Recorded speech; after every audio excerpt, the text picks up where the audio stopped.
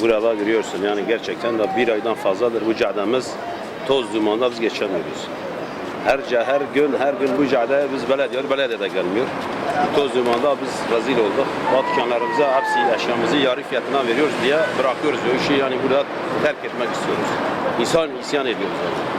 Bu belediyenin haline, bu halimizi görüyorsunuz. Yani biz toz dumanda gerçekten de yok olmuşuz. Buraya su kanalı yapmış sözden, su kanalı yapacak.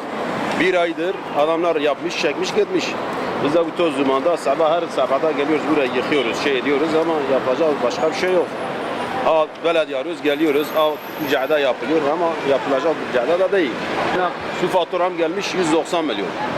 Ben ne kazanıyorum? 190 milyon su faturayı veriyorum. Her sabah akşam su ortam asıyorum, bakıyorum ortam toz dumandadır. Biz belediyeden aradım, muhtarı aradım. Muhtar dedi ki bu cadde yapılacak ama ne zaman yapılacak? Ben esnafı tek tek dolaştım, dedim gelin ki biz bir belediyeye gidelim, belediye gelsin caddemizi yapalım, yapsın. Artık bu derdimiz yeter yani. Gerçekten de toz dumanda bizi yok ettiler. Abi bunun için burada esnafız. Bir müşteri dükkanımıza girmiyoruz. Ben şahsen hastayım. Yani bu toz dünya beni rahatsız ediyor. Rahatsız ettiğimiz için ben buraya her gün belediye arıyorum, halklara gidiyorum.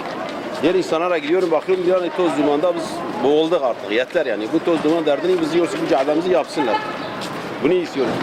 Eşya atmışız dışarı, diyor ki niye eşya atıyoruz dışarı? Ben de diyorum ki ben bu cadde yapsın ki ben atmayayım dışarı. Ben dışarına bak, her şeyimi yarı fiyatına veriyorum. Zararına veriyor ki yeter ki iş olmuyor. İş olmadığı için biz burada sıkıntı yaşıyoruz. Burada toplam kaç gündür bu cadde kazanmış? 35 gündür. 35 gün bu cadde yani bu belediye buna el atması lazım ama atmamış. Maalesef bizi burada mağdur etmişler. Biz buna yetkili şahıslara dedim Büyükşehir Belediye Başkanı'na gidelim ki gelsin kardeşim bu cadde artık yapın yeter. Bu toz duman, bu bina, bu halk, bu insanlar size oy vermiş ki bu cadde yapılsın ama yapılmıyorsa ya maalesef yapacak bir şey yok.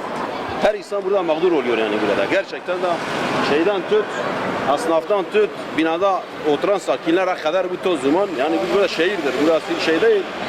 Biz bunu her gün diyoruz yapıyoruz. Ne yapıyoruz? Nereye kadar yapılacak?